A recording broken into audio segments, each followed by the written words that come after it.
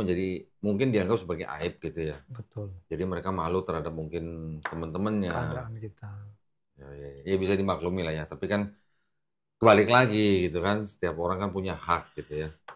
Nah, terus sekarang udah jadi Muslim nih, ceritanya udah ceramah di mana aja? Saya lebih seneng. Bismillahirrahmanirrahim. Assalamualaikum warahmatullahi wabarakatuh.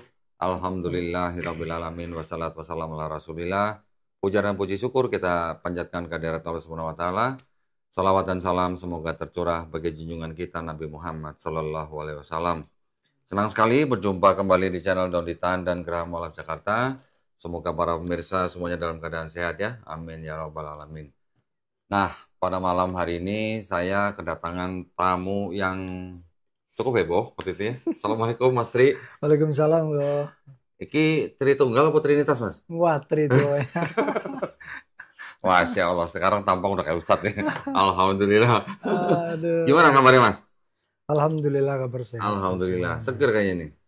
Seger banget. Habis deal jual mobil nih, kayak seger nih.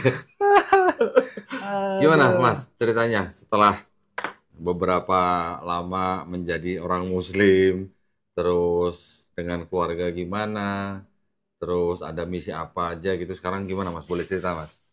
Ya Kita kalau ngobrol-ngobrol aja nih. selama jadi orang Muslim sih terutama awalnya ngalamin banyak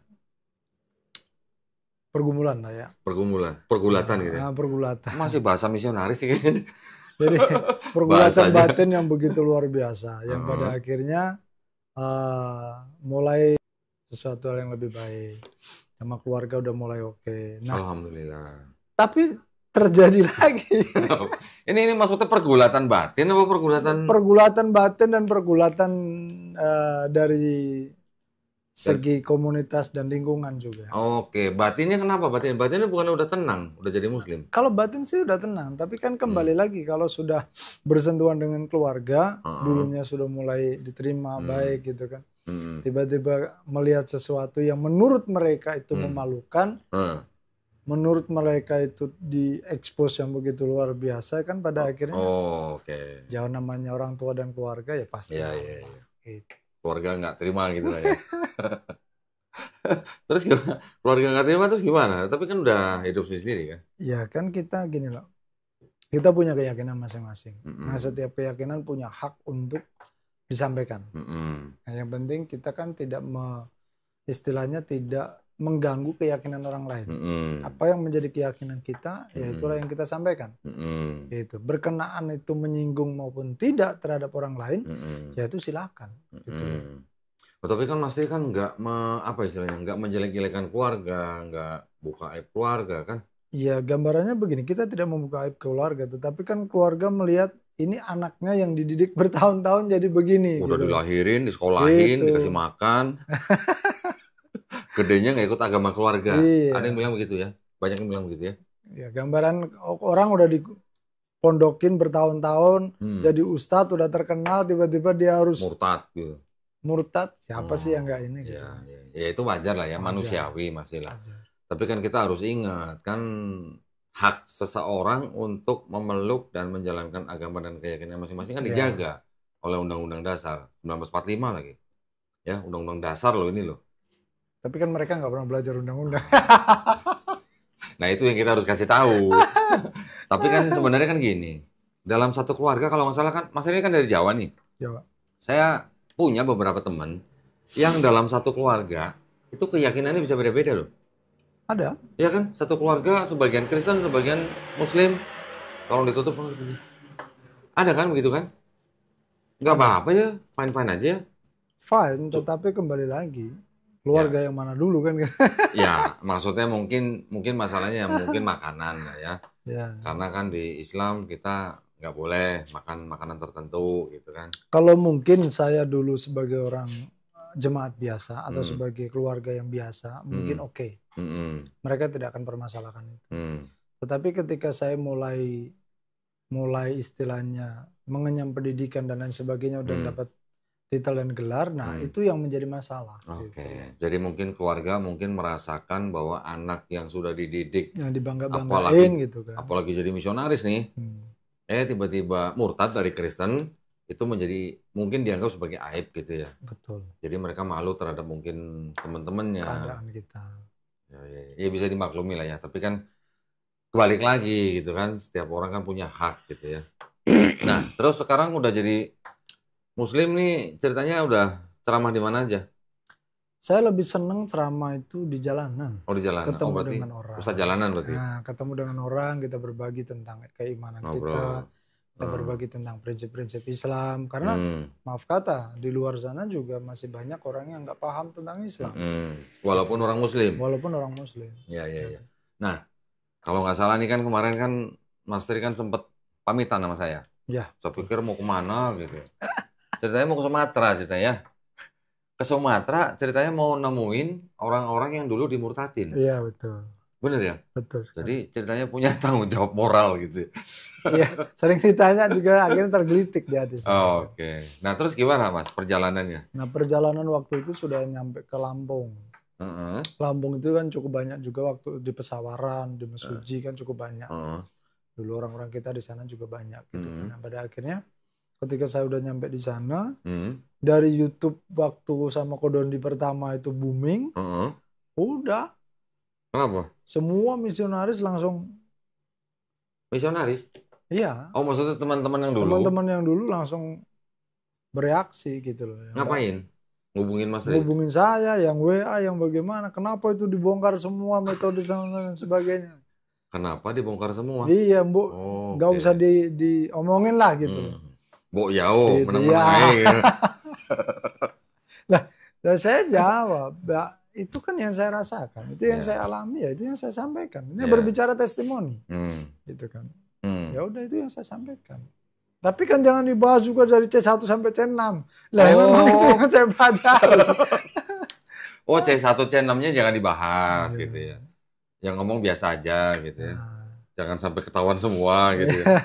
Loh mereka, saya bukan misionaris, saya tahu kok. Iya.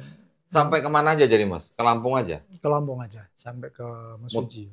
Oh Mesuji, muter-muter di Lampung?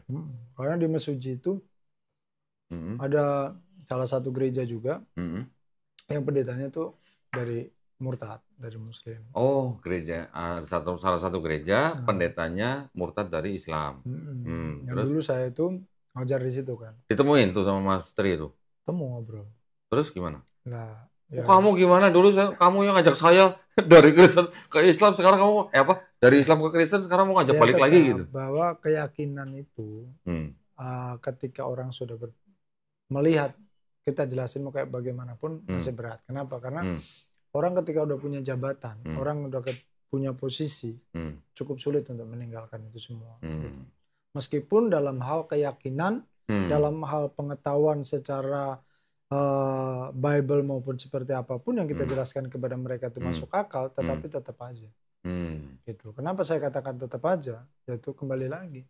Saya bisa bayangin tuh orang yang pendeta itu yang disamperin sama Mas Tri, perasaannya gimana, saya bisa bayangin tuh. Ya gimana lagi, kan mereka melihat kok bisa begitu gitu loh. Saya bilang, itu kesedihan bagi mereka sih. Karena... Tapi Mas Tri cerita ke teman yang jadi pendeta itu sekarang, proses bagaimana Mas Tri akhirnya dari orang yang pernah memurtadkan dia, terus akhirnya menjadi Islam. Saya tetap sampaikan apa yang menjadi pengalaman saya atau pengetahuan saya tentang yang membuat saya menjadi mualaf, saya sampaikan tentang bagaimana sih la ilaha illallah, tentang bagaimana sih ketuhanan itu. Gitu. Saya sampaikan kepada dia. Dijawab gini nggak? Lah dulu kamu bilangnya apa gitu? Gak digituin? Sebenarnya sih ada apa ya, dia cuma diam dan dia diam dan diam gitu. Karena memang dia kan tahu bagaimana kapasitas saya dulu kan dengan mereka kan gitu. Terus? Mereka lihat bagaimana dulu loyalitas saya dengan mereka, totalitas saya dengan mereka gitu kan. Kalau udah masuk ke pedalaman itu udah nggak hitung-hitungan lagi gitu kan. Makanya ketika kita berdakwah, ketika kita berbicara masalah dakwah, itu udah nggak ada hitungannya lagi. Udah panggilan lah ya. Ya, bayangin kita masuk ke dalam itu. Kalau di Sumatera kan Kodoni tahu sendiri. Dari rumah ke rumah itu kan jauh banget gitu. Dan kita harus bagaimana masuk ke mereka, pendekatan ke mereka gitu kan. itu kan nggak begitu mudah gitu. Antara biaya ongkos yang dikeluarkan itu juga nggak sedikit gitu ketika masuk ke pedalaman itu. Gitu. Iya. Terus jadi akhirnya gimana? Yang sama pendeta itu gimana? Akhirnya pendeta itu dia tetap bersikeras bahwa ya saya berdoa buat Om supaya Tuhan jamah ya kayak begitulah. Oh malah sekarang pendeta yang mau bikin misteri kekristenan gitu ya? Iya. Gimana sih ini? Karena dia nggak mungkin berdebat masalah Bible sama saya, ya akhirnya dia nyerahnya cuma doa. Oke. Ya udah saya berdoa gitu aja. Berdoa supaya iman saya tidak goyah gitu, ketemu Mas Tri gitu ya. Aduh. Berapa orang yang Mas Tri samperin di sana? Kemarin sekitar hampir 12-an orang. Banyak juga? Banyak. 12 keluarga maksudnya? Iya, 12 karena orang? di daerah Pringsewu juga ada. Ada Pringsewu sana. Udah jadi pendeta juga? Enggak, mereka masih bentuk keluarga. Oke. Terus di daerah apa namanya itu? Kalau di daerah Merapi itu orang Bali. Oke. Orang Bali. Jadi ya kayak begitulah. Sesuai dengan konteks. Gimana? 12 orang yang ditemuin gimana? Pada marah-marah atau gimana? Semuanya mengekspresikan sedih. Sedih? Karena kan mereka berpikir bahwa kok bisa gitu loh. Lah ini guru saya loh nih. Sekali Om Tri kok bisa begini gitu. Jadi mereka antara bertanya-tanya dan sedih gitu. Nggak percaya. Gitu, nggak percaya gitu. Karena tapi Mas Tri waktu datang pakai peci gini? Iya. Karena dulu begitu getolnya saya gitu kan. Melakukan penginjilan ke mereka, begitu giginya saya masuk ke pedalaman itu. Jadi mereka melihat saya saat ini, mereka bilang kayaknya nggak mungkin. Gitu. Orang yang dulu segigi itu kok bisa begini gitu. Gitu. Kecuali kalau saya dulu nggak sampai di titik itu. Ya.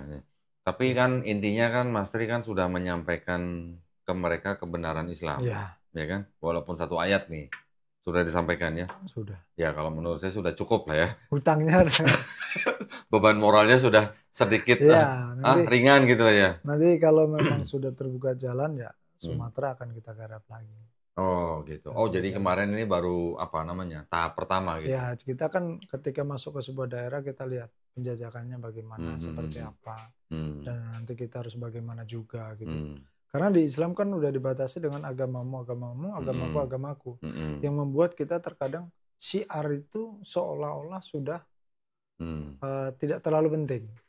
Dalam tanda kutip ya, syiar itu. Kenapa? Karena ya udah kita udah punya agama masing-masing gitu. Fokus saja kepada agama masing-masing. Tapi kembali lagi, kalau kita ada di bumi ini kan untuk bersiar meskipun cuma satu ayat gitu. Kepada siapa? Masa kita bersiar kepada orang yang sudah Islam. Tapi gini loh Mas, ini mohon maaf ya.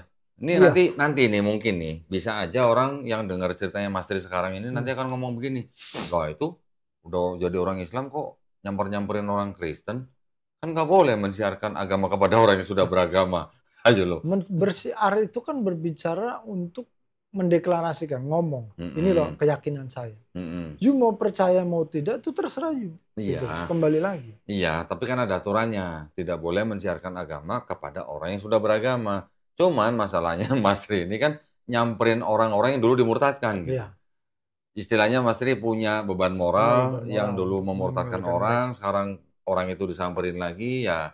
Istilahnya kalau bisa diajak balik, kalau enggak ya sudah nggak apa-apa. Gitu kan nggak ada paksaan gitu kan. Jadi konteksnya mungkin sedikit beda nih gitu. Kalau konteks itu sebenarnya saya agak sedikit bertanda tanya tentang konteks itu ya. Terus bagaimana dulu Indonesia menjadi negara Islam terbesar? Apakah tidak dengan syiar? Ya dengan syiar, tapi kan dulu kan aturannya belum ada. Aturan itu baru ada tahun 79. Nah makanya itu. Ya. Artinya kan tetap kita kembali kepada Quran bahwa syiar itu adalah jalan satu-satunya untuk kita menyelamatkan saudara-saudara kita yang lain. Meskipun sudah ada istilahnya batasannya bersiar itu seperti apa. Gitu. Kita tahulah batasannya. Cuman kan konteksnya adalah saya itu punya beban moral. Kenapa?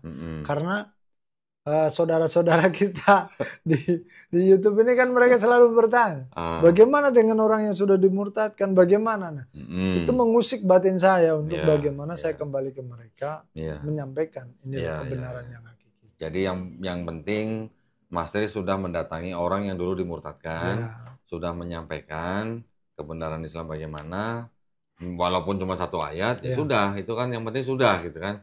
Bukan berarti kita diwajibkan harus bisa mengembalikan mereka ke Islam, ya itu nggak bisa. Kembali lagi kepada free will mereka, kehendak mereka. Betul. Gitu. Karena keyakinan nggak bisa dipaksa. Ya, nah pertanyaannya, apakah cuma daerah Lampung yang dulu dimurtadin? Enggak. Masih banyak lagi? Masih banyak. Sampai Aceh? Sampai Aceh, sampai ke Malaysia juga pernah. Nah, enggak, yang Sumatera aja nih. Iya, Ya. sampai ke Aceh. Yang lokal aja dulu nih. Berarti misinya sampai ke Aceh nanti? Pasti ke depannya sampai ke Aceh. Insya Allah ya. Insya Allah. Ya, pokoknya selama masih ada kontaknya bisa disamperin ya. Kita jalan. Mudah-mudahan dituntun gitu ya. Emang enak gitu kan? Iya. Ya itu tadi kan beban batin, beban moral. Ya, beban moral lah ya, beban moral. Tapi ya walaupun istilahnya bukan menjadi kewajiban, hanya beban moral aja yang menghantui mungkin lah ya. Dulu memurtadkan orang, membina sampai menjadi pendeta. Sekarang disamperin lagi. Balik lagi gitu. Aduh kan rasanya gimana tuh, saya tahu tuh pikirannya orang-orang itu, saya tahu tuh. Ya makanya ketika saya nongol di YouTube begini kan reaksi teman-teman juga banyak bereaksi. Ada yang mengancam? Kalau mengancam, ancamannya secara verbal nyata enggak, tetapi lebih cenderung kepada kok bisa gitu loh. Jadi mereka itu di satu titik, karena selama ini mungkin kan simpang siur ya. Simpang siur, si Tri itu mualaf apa enggak, si Tri itu begini apa enggak, itu kan simpang siur. Kenapa? Karena saya tidak pernah memperjelas itu kepada mereka. Gitu. Ketika saya perjelas kepada mereka, baru mereka bereaksi. Gitu. Nah, ada nggak yang menawari Mas Tri untuk balik lagi dengan iming-iming tertentu gitu? Kalau menawari secara kasar kayaknya enggak. Atau secara blak kan enggak. Cuman ada teman-teman yang kayak ditawari usaha, ditawari ini, tetap mereka lakukan pendekatan itu. Terus kayak kemarin ada bisnis untuk rokok, untuk apa gitu. Enggak Mas, ini sekian persen, kan saya nggak ngerokok. Yang menjadi pertanyaan saya, kok kamu nggak mikir? Kan rokok itu nggak boleh kalau di kalian. Kenapa kalian jadi suruh saya jual rokok gitu? Kan aneh gitu kan. Iya, artinya di Kristen kan nggak boleh ngerokok juga ya? Iya, kalau ngerokok tubuhmu kan adalah bait Allah gitu kan? Kalau saya kan, saya tahu sih pendekatannya, arahnya kemana itu tahu. Makanya ketika mereka lakukan itu ya saya sambut, ya terima kasih buat tawarannya, begitu aja saya sambut. Tapi nggak ada yang bilang ayo balik lagi ntar saya kasih sekian miliar gitu, nggak ada? Enggak. Kalau itu mereka, karena kenapa? Ketika sudah saya sampaikan kepada mereka begitu, mereka lebih cenderung close untuk yang teman-teman deh. Terus masih berteman sama mereka atau gimana, atau diblokir? Diblokir. Diblokir. Jadi yang sudah masuk ke saya akhirnya udah centang satu, ketika kita balas centang satu. Gitu. Diblokir. Iya. Terutama yang istilahnya sumber-sumber dana di dalam pergerakan misionaris. Gitu. Berarti udah nggak mau kenal lagi tuh ya? Enggak, makanya kayak Muhammad Kece apa itu, kayak Saifuddin Ibrahim, dia bisa terkenal, dia bisa aman keluar negeri kemana-mana, itu kan semuanya ada dananya. Gitu loh. Kalau ada yang mendanai maksudnya? Iya, jelas. Kalau nggak ada, mana mungkin itu terjadi. Gitu. Emang siapa kan gitu, Saifuddin Ibrahim di satu titik kan. Kok dia bisa nyantol kemana-mana, ke Amerika kemana-mana. Gitu. Sekarang di Amerika baru dia bebas gitu ya ngomongnya. Kan. Coba di sini gitu ya. Nah, karena kan di satu titik di sana dilindungi. Ya. Gitu, nggak lagi pula Indonesia sama Amerika nggak punya perjanjian ekstradisi masalahnya. Kalau punya aja pulang itu pasti itu. Kalau laporan kita masih nyantol ya di Polda. Karena nggak ada perjanjian ekstradisi. Makanya kan dibilang pendanaan itu cukup kencang. Cuman orang kadang-kala menampik. Mana mungkin sih misionaris itu didanai. Nah, pertanyaannya siapa yang ngidupin mereka di lapangan? Gitu loh. Dana dari mana? Kan gitu. Ya kalau nggak ada pendana, mereka makan apa gitu ya? Maksudnya makan batu gitu. Dan juga perlu kita pahami juga, terkadang orang kita terobsesi untuk jiwa-jiwa, padahal orang dari luar tidak juga. Mereka melihat dari segi pemetaan hasil bumi yang kita miliki. Karena ketika mereka masuk ke lapangan-lapangan kan mereka melakukan riset, penelitian. Mereka melakukan survei. Kayak dulu waktu saya dengan misionaris dari Korea itu, anak-anak mahasiswa kan saya ngajar hampir 3 tahun itu, ngajar mereka bersilih berganti, mereka datang dan pergi. Mereka juga melihat potensi apa yang ada di Indonesia. Potensi bisnis apa yang bisa dikerjakan di Indonesia. Sebagai platform mereka masuk ke Indonesia sebagai seorang misionaris. Gitu. Jadi juga menyentuh sektor bisnis juga gitu ya? Ya, karena mereka tidak mungkin datang dari Korea cuman hanya sebagai misionaris, nggak mungkin. Jadi mereka harus punya platform untuk stay di Indonesia sebagai seorang pembisnis. Kelihatannya bisnis. Nah, nanti di Indonesia mereka bisnis, mereka lakukan misalnya di rumah makan, karyawan mereka nggak akan cari yang Kristen. Mereka justru akan mencari karyawan yang Muslim. Sebagai pendekatan-pendekatan mereka kepada teman-teman Muslim ini. Nah, lama-lama kan mereka dengan kebaikan yang mereka lakukan, mereka melihat kok orang ini baik. Ketertarikan itulah yang pada akhirnya membuat mereka yang awalnya mungkin berpikir agak fanatik terhadap keyakinannya, yang pada akhirnya lost. Kenapa? Karena tiap hari melihat kebaikan yang mereka lakukan. Luntur gitu lah, atau luluh gitu lah ya. Luluh gitu ya. Nah, itu yang dilakukan misionaris-misionaris dari Korea. Oh gitu ya. Gitu. Ini baru lagi nih, saya baru dengar lagi nih. Ada modus baru lagi nih berarti nih. Dan mayoritas mereka bisnis rumah makan sama skincare. Oh, skincare. Gitu. Dan mereka selalu memang cari karyawan yang Muslim. Muslim dong. Karena sasarannya kan Muslim. Supaya bisa diinjili gitu kan. Kalau sudah masuk dalam ruang lingkup karyawan, maka pendekatan jauh lebih gampang.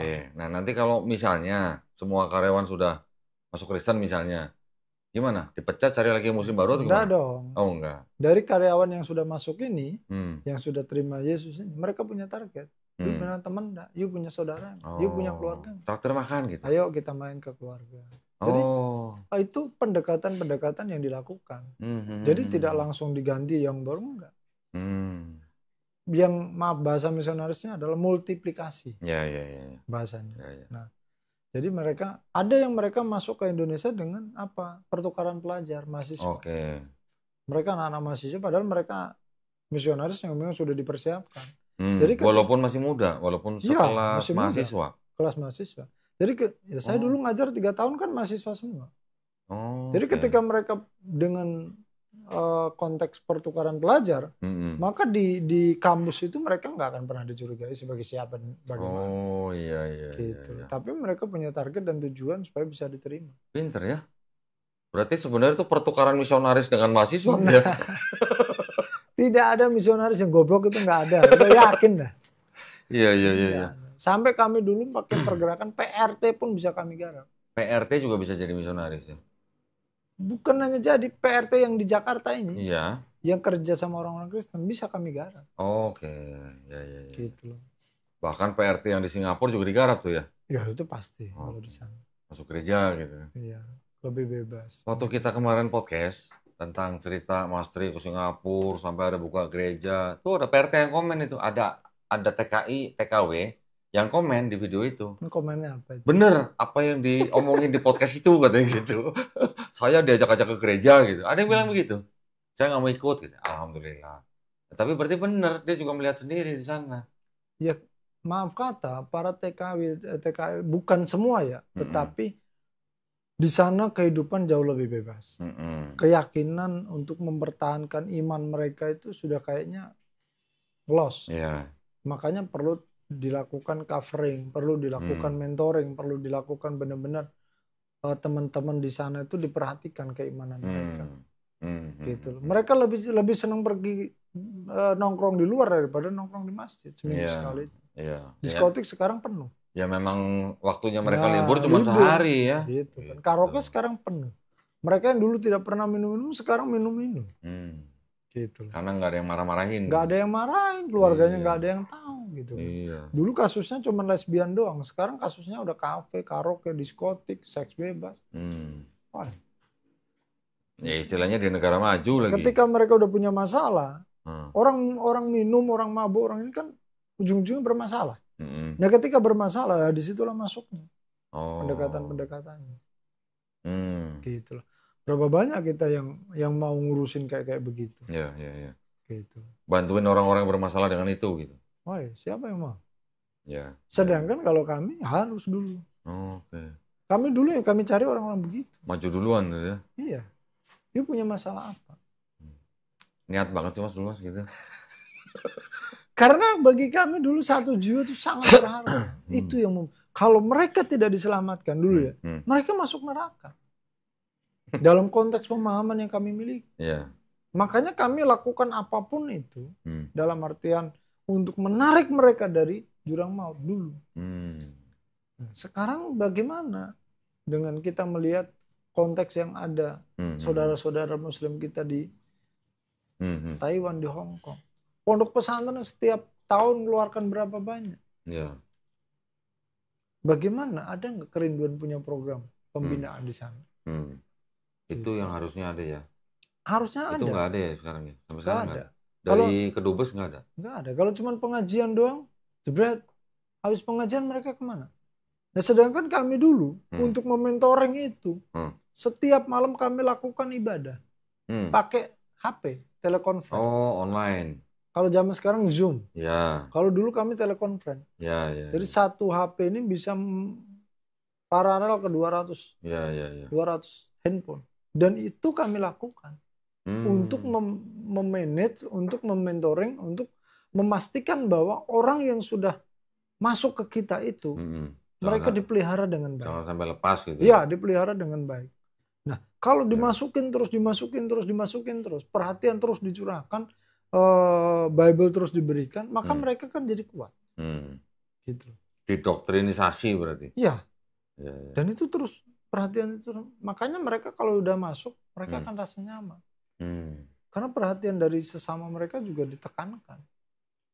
Pak Ustadz yang nonton ini dengerin nih.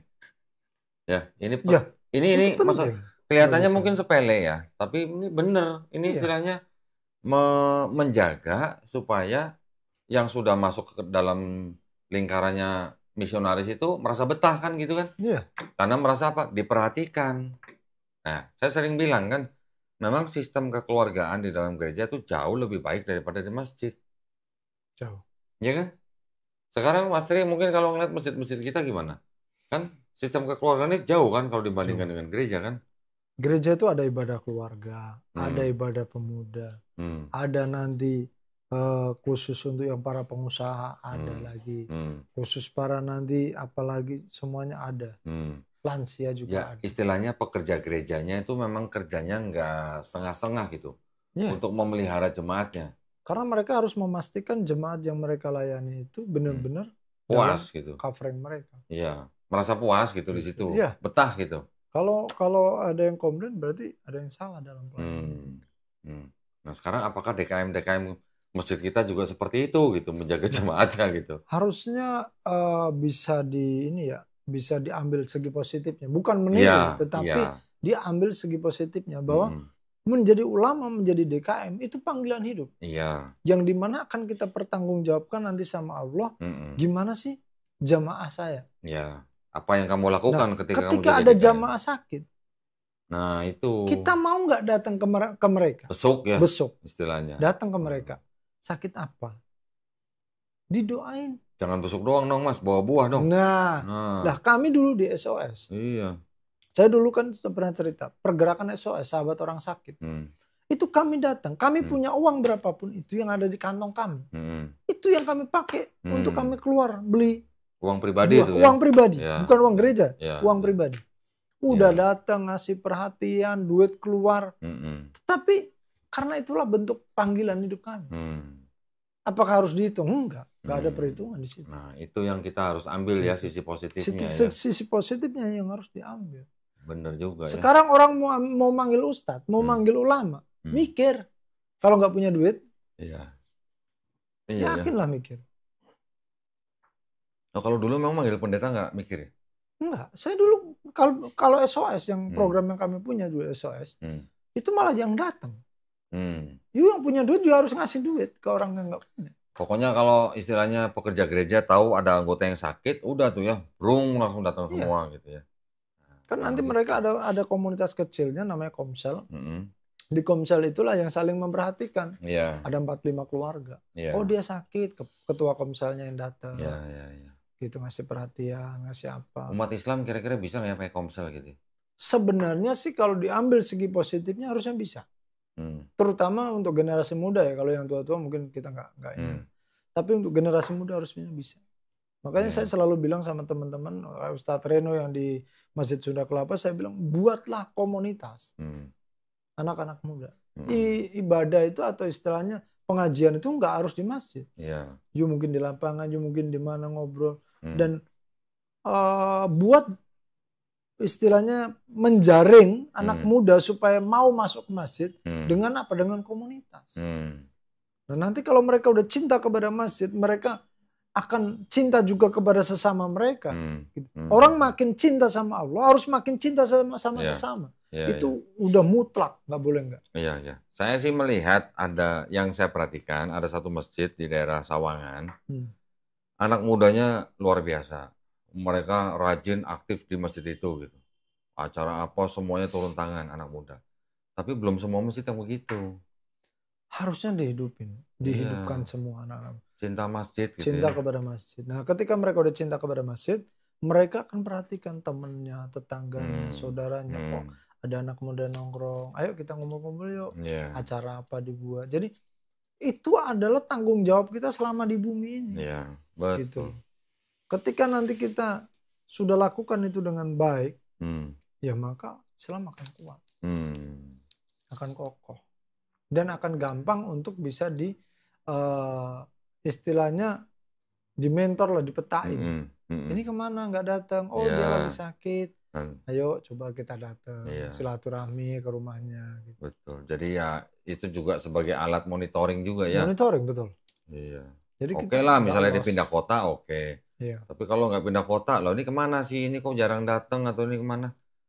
Toto lagi ke gereja kan, nah ketahuan gitu. Sampai pindah, kalau di Kristen ya, sampai pindah kota pun ketahuan ya. Ketahuan. Misalnya pindah ke kota, ya nanti saya telepon teman saya ya. Yang di sono. Di sono tuh ada. Begitu juga. Iya. Gitu. Jadi memang benar-benar yang dikejar adalah kualitas. Kualitas di dalam pelayanan itu sendiri. Iya. Gitu. Saya dulu awal-awal mulai ya waktu jadi pendeta kayaknya bangga gitu kalau ceramah pakai jas di depan orang banyak gitu. Mulai berjalannya waktu, saya mulai berpikir tentang strategis. Gitu loh. Mungkin juga kan begini, mungkin ya. Karena kan istilahnya Kristen sebagai minoritas, otomatis kan jemaatnya kan lebih sedikit dibanding dengan populasinya Islam. Mungkin karena sedikit, jadi karena khawatir nggak betah atau bagaimana, jadi dijaga sebaik mungkin gitu ya. Makanya jadi ide-ide seperti yang tadi kelompok SOS itu jadi muncul gitu. Kalau itu sih kayaknya enggak ya. Itu lebih kepada gini. Itu lebih kepada mengaplikasikan apa yang mereka pelajari. Gitu ya. Gitu. Makanya kalau di dalam Islam sering saya bilang, sering sekali saya ngomong. Hablul minallah, hablul minannas. Ya.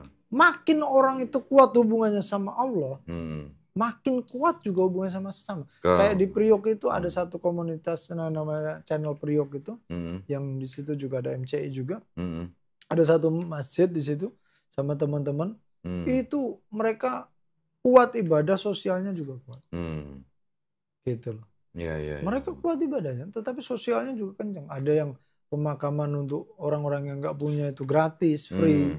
Itu mereka lakukan untuk jangkauan wilayah Jakarta Utara. Tinggal nelpon aja kalau memang ini ada itu. Ada di situ ada Haji Guntur, ada si Sofian, teman-teman kita dari MCI juga, dari Mualaf juga. Ya. Gitu.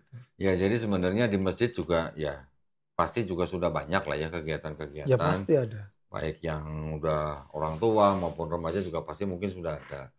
Cuman ya kita juga perlu gitu ya mengikuti sisi positif dari gereja gitu. Di dalam hal apa? Di dalam hal menjaga umat, di dalam menjaga jemaat ya. Sampai istilahnya ya kayak tadi, sampai yang istilah ada sakit harus dibesuk, dimonitor, atau bahkan sampai ke Komsel, yaitu unit yang paling kecil ya. Mungkin cuma berapa? 4-5 keluarga. Iya. Itu dibentuk hanya untuk menjaga setiap apa namanya umat yang mungkin apa terpencar gitu mungkin ya. Jadi tetap dijaga persatuannya gitu ya, ukhuwahnya lah gitu ya istilahnya ya. Itu memang penting sekali. Kalau enggak ya akan jadi makanan empuk. Gitu. Ya kan sama aja kayak kita tahu lah gerombolan domba kalau satu mencar ya itu yang diincar serigala ya. Gitu. Gitu. Jadi itu celah-celah yang memang perlu ditutup lah. Ya. Terus gimana kemarin selama ke Lampung ada pengalaman menarik nggak di sana? Atau mungkin dapat orang yang diceramahi atau gimana? Siapa tahu dengan sisa-sisa ilmu zaman dulu gitu kan. Kalau ketemu sama teman-teman, kan di sana ada Ustadz Juremi, ada teman-teman yang dulu. Mereka kenal saya sebagai seorang pendeta kan. Dari kalangan Islam? Iya, ketika mereka ketemu sama saya, udah dalam keadaan seperti ini, mereka bilang, Alhamdulillah, ya mereka merangkul gitu kan. Karena memang mereka kenal saya dulu sebelum saya jadi pendeta, mereka udah ketahui sama saya. Oh gitu. Gitu loh. Karena Bapak dulu kan punya usaha di sana. Gitu. Yang pada akhirnya ketika Ustadz Juremi sama Ustadz Sukoyo di sana ketemu sama saya, akhirnya ya Alhamdulillah. Pada kaget dong. Kamu udah kembali gitu. Pada kaget dong. Iya. Ini dulu misionaris ini gitu. Karena mereka tahu dulu dia jadi ustadz, saya jadi pendeta. Gitu loh ceritanya. Kayaknya ketika sekarang ketemu saya dalam keadaan begini ya. Alhamdulillah. Gitu. Lucu juga ya kadang kalau dipikir ya Bang ya. Iya. Kita tidak pernah tahu ya.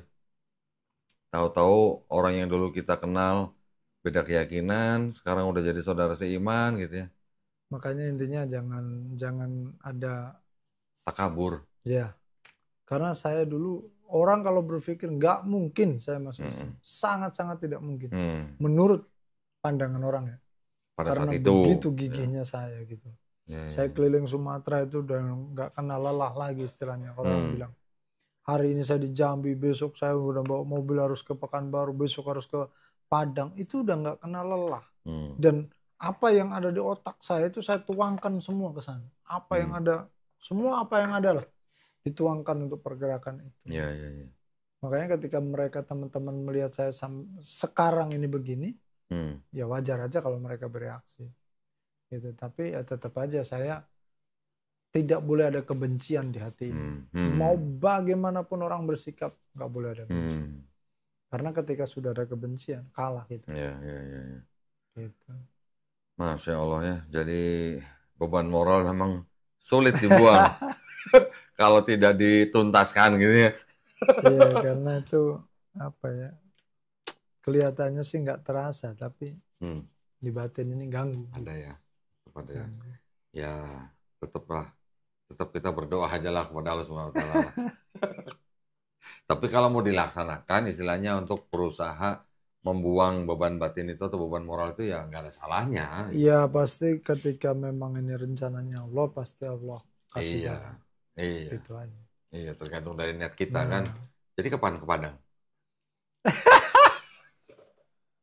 Ya, soalnya kan begini kayak. Ada nggak di Padang dulu yang dimutatkan? Ada. Makanya kemarin pendeta yang di Padang kan nelpon saya. Oh gitu. Gimana? Ngajak sudah datang? Ya istilahnya basa-basi lah dia. Pak Tri gimana? Padahal dia udah tahu. Oh gitu. Kenapa? Karena saya tahu dia itu salah satu penasehat di yayasan yang dimana yayasan itu kenal baik sama saya. Saya juga kenal baik sama dia. Dia pasti udah tahu lah di YouTube kayak bagaimana. Cuman dia pura-pura nggak tahu aja. Gitu. Kan harus cerdik seperti ular. Karena kan begini, apa yang kita lakukan, yang saya lakukan ini kan dilakukan secara pribadi ya. Artinya secara pribadi itu panggilan hati saya. Dan saya sama Kodoni pun kan ngomong bahwa saya lebih bagus melakukan secara pribadi. Kenapa? Karena itu urusan batin saya.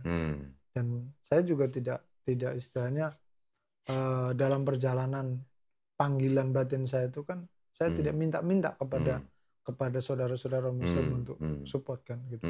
Justru saya minta bantuan Kodoni pun kan saya ngomong apa adanya dalam konteks kan gitu. Seperti itu. Nah, itu yang harus mungkin teman-teman kita yang lain juga punya rasa yang sama dengan Mas Tri nih. Artinya yang disebut dengan panggilan itu ya. Karena panggilan itu kita mungkin bisa sebut sebagai jihadnya kita gitu kan. Jihad kita ketika kita tahu bahwa kita ini dulu mungkin perbuatan kita yang dulu seperti apa, sekarang kita mau istilahnya mau menutupi gitu, atau mau istilahnya apa ya, susah istilahnya nih apa dong, sampai akhirnya Mas Ri juga akhirnya berangkat ke Lampung dengan biaya sendiri, ya mengeluarkan keringat sendiri gitu kan sampai ke sana hanya untuk meringankan beban moral. Ya alhamdulillah ya itu patut dihargai. Tetapi maksud saya jangan kita terus langsung harus dikasih target gitu Mas. Target kita pokoknya hanya sampai menyampaikan aja, gitu ya. Target kita bukan sampai memualafkan siapa-siapa. Kita nggak mengislamkan Itu. siapapun. Poin saya di situ gitu. Saya juga berbuat begini, bikin channel apa segala macam, memberitahukan segala semacam ini sama sekali saya juga nggak ada niat untuk memualafkan siapa-siapa. Kita hanya diperintahkan untuk menyampaikan kan, walaupun hanya satu ayat. Ya, ditunggu Mas. Cerita-cerita selanjutnya di Padang, mana? Riau, masih banyak lah. Sumatera Utara, Aceh ya. Masih banyak yang perlu. Ditunggu ceritanya lah kalau gitulah. Nanti sekali-sekali saya ikut lah. Ya. Siap. Loh, siapa tahu kan kita bisa bawain. Kan kita bisa bawa 2 koper nih babel-babel. Cakep itu. Kan kita bisa ngopi bareng pendeta kan di gereja kan. Siapa tahu kan gereja ada kafenya atau coffee shopnya kan. Buat teman-teman yang punya kapasitas untuk Pekanbaru Jambi, ada suku namanya suku Date. Itu di daerah Belilas naik ke atas itu ada sekitar 500-an orang di sana, 500-an jiwa. Alangkah baiknya kalau saudara-saudara Muslim di sana bisa bersiar ke sana. Karena mereka istilahnya dalam konteks belum beragama ya. Oh gitu. Masih animisme. Suku Date. Talang Mama kalau bahasanya. Oh. Talang Mama yang itu ada sebutan anak dalam itu bukan itu? Beda lagi. Suku dalam atau suku anak dalam? Anak dalam itu Jambi. Oke. Dan itu pun juga masih banyak yang menyerah. Cuman memang kendalanya mereka kan mereka tuh bergelut sama babi, makan babi dan lain sebagainya. Cuman memang ya itu tantangan lah buat kita gitu kan, untuk bersiar kepada orang-orang begitu. Kalau memang Allah izinkan ya pasti Allah kasih jalan. Karena yang membolak-balikkan hati manusia kan Allah aja. Kita hanya menyampaikan kan gitu loh. Tugasnya tadi kan menyampaikan, urusan hatinya dia percaya apa enggak itu urusan dia sama Allah. Iya betul. Gitu. Betul. Insya Allah Mas. Kapan Mas kita kesana? Gantian nyetirnya gitu. Harus lah gitu. Loh saya pernah loh. Lubuk Linggau, Bengkulu, Padang, Pekanbaru, Jambi, balik lagi Lubuk Linggau. Motor sendirian. Motoran. Ya ada yang enak, ada yang nggak enak lah ya jalannya. Oh tapi itu luar biasa itu. Asik sih. Asik itu sebenarnya tuh. Apalagi daerah Padang tuh, mantap itu. Kemarin sih udah banyak saudara-saudara kita yang siap untuk dukung sebenarnya. Yang dari Pak siapa itu yang kemarin? Pak Safrudin. Oh Pak Safrudin ya. Itu banyak teman-teman di Sumatera kan. Gitu. Tapi memang saya belum open, belum sampai di titik-titik yang dimana mereka kasih kan. Palembang dimana banyak. Iya. Gitu ya, nanti insya Allah gini lah, kan yang namanya jaringan itu kan penting ya. Siapa tahu nanti saya punya jaringan di mana nanti bisa menghubungkan Mas Ri dengan teman-teman yang di Sumatera kan, siapa tahu lah ya. Walau alam siapa tahu nanti kita bisa bertambah jaringan. Iya, itu harus. Pastilah, ya namanya kalau orang bersama-sama terjun dalam dunia dakwah pasti ada aja gitu ya. Kita bisa ketemu dengan siapa aja. Siapa tahu nanti kan di sana bisa ketemu dengan ulama-ulama setempat. Memang harapannya ya kan? Kemarin mereka udah open banget. Ulama-ulama di situ udah open, mau ngasih akses lah ya. Gitu. Ya artinya gini Mas, targetnya jangan hanya kepada orang-orang yang mungkin dulu pernah dimurtadkan oleh Mas Tri. Targetnya tidak harus itu gitu, tapi juga bisa kepada orang-orang yang memang belum beragama. Kan itu bisa juga kan. Memang di Sumatera tuh kayak di suku anak dalam, itu kan jadi sasaran mereka kan. Terus suku Date itu yang saya bilang Talang Mama. Itu jadi sasarannya mereka. Talang Mama ya. Itu daerah mana Riau? Talang Mama itu perbatasan Jambi Pekanbaru. Jambi Pekanbaru. Daerah Belilas. Oh, oke. Sungai Liat. Ya, Sungai Liat. Daerah Sungai Akar. Sungai Akar. Nah, itu kan berat gereja semua tuh. Oh, oke. Dari ujung ke ujung. Ya. Dan dulu saya sering buat kegiatan di situ juga gitu. Jadi masih ingat dong gereja-gereja yang dibangun? Ya Mas. Samperin lagi dong. Samperin lagi udah pakai peci. Aduh. Ya, bismillah ya Mas ya. Siapa Amin. tahu istilahnya kita bisa dikasih umur cukup lah buat ke sana. Amin. Oke, ada lagi Mas mau disampaikan? Udah sih kayaknya itu aja yang Cukup ya? penting. Cukup.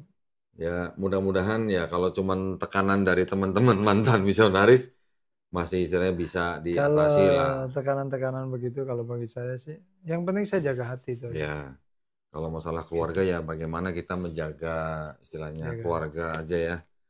Dengan memberikan pengertian-pengertian tentang tadi yang hukum, supaya kita bukan berarti kalau berbeda keyakinan terus harus putus hubungan gitu, bukan. Yang namanya darah kan nggak ada. Ya. Mantan mami, mantan papi kan nggak ada. Mantan anak juga nggak ada kan. Kalau Ya, suami istri masih bisa, mantan istri gitu kan, mantan tantangan suami. terbesar sih memang hati sih ya. Yang Ya, selalu diobok-obok itu. ya, Jaga hati. Makanya ada lagunya. Jagalah hati ya, ya. betul. Sekarang kan yang paling penting setelah kita jadi muslim, bagaimana kita menunjukkan akhlak Islam terhadap Nah keluarga itu. kita. Udah itu aja. Betul sekali. Kalau kita udah jadi muslim terus belangsak, nah itu yang susah. Ya kan? Baik, Oke, kalau gitu terima kasih banyak Mas sharingnya nih buat malam sama-sama. hari ini. Mudah-mudahan ini juga buat perhatian buat kita ya. Buat teman-teman Islam yang mungkin juga bergerak di bidang dakwah, Mas ya. Kemarin saya juga belum lama kedatangan Ustadz yang memang dakwanya khusus di pedalaman-pedalaman. Hmm. Di tempat orang-orang yang memang belum kenal agama. Ya, di daerah Sulawesi sana. Ya mudah-mudahan sharing dari Mas Tri ini bermanfaat ya buat kita semua. Dan kita semuanya dikuatkan di dalam ukhuwah Islamiyah. Ya Mas ya. Buat para pemirsa yang ingin membantu perjuangan dakwah kami, dipersilahkan bisa mengirimkan ke BSI dengan nomor rekening 111889988 atas nama YPM Atawi Jakarta dan bisa mengkonfirmasikan ke nomor handphone 0813 9883 7007. Barakallahu fikum, semoga partisipasi para pemirsa diterima di sisi Allah Subhanahu wa taala sebagai amal jariah ya. Amin. Amin ya rabbal alamin. Baik kalau begitu kita jumpa lagi di konten-konten berikutnya. Akhir kata wabillahi taufiq wal hidayah. Wassalamualaikum warahmatullahi wabarakatuh.